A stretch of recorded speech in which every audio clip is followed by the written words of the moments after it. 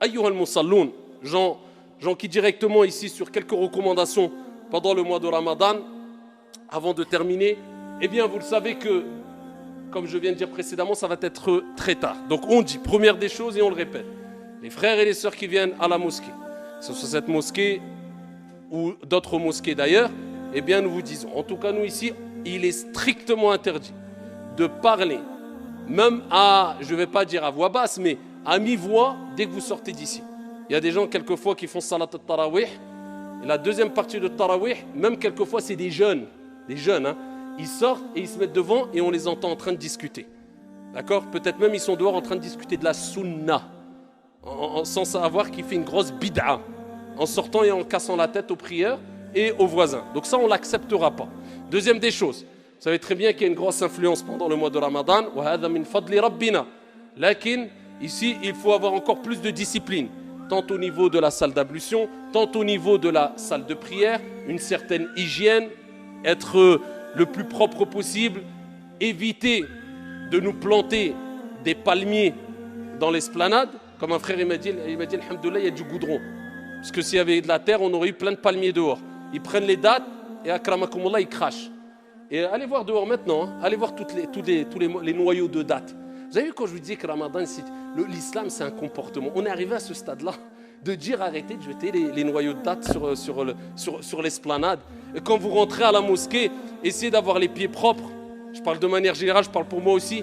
Ne rentrez pas à la mosquée alors que vous sentez le poisson, parce que vous avez péché toute la nuit. On est arrivé à ce stade-là à dire ça, nous les musulmans. An-nadhafa min al-iman, mais on doit le dire.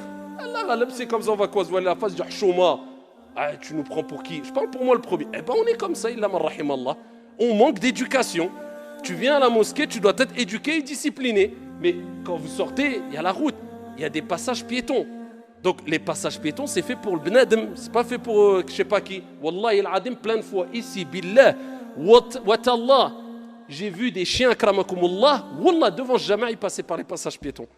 Hana, moi je passe pour moi, hein. Wallah, combien de fois je passe, je dis, regarde, je suis même pas dans les passages piétons, la dernière fois, tu as vu un chien passer dans les passages piétons. Ah, billah alaykoum, on manque d'éducation ou pas? Le feu, alors parce qu'on sort tous, on croit que c'est notre rue.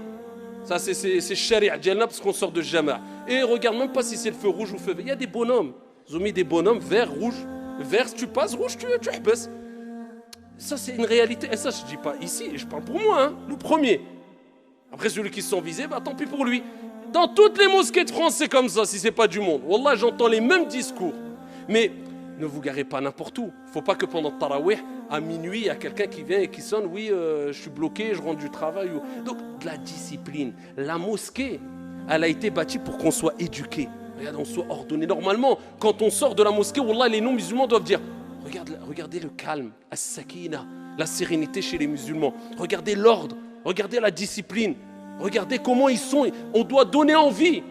Maintenant, on fait fuir. Dès qu'on a un signe qui montre qu'on est musulman, la barbe ou un qamis, les gens ils prennent la fuite. Wallah, je les comprends. Même moi, quand je vois, quelquefois, je prends la fuite. Je dis encore eux. Alors que moi, je fais partie d'eux. Alors qu'est-ce qu'ils vont dire les non-musulmans, billahi alaykoum?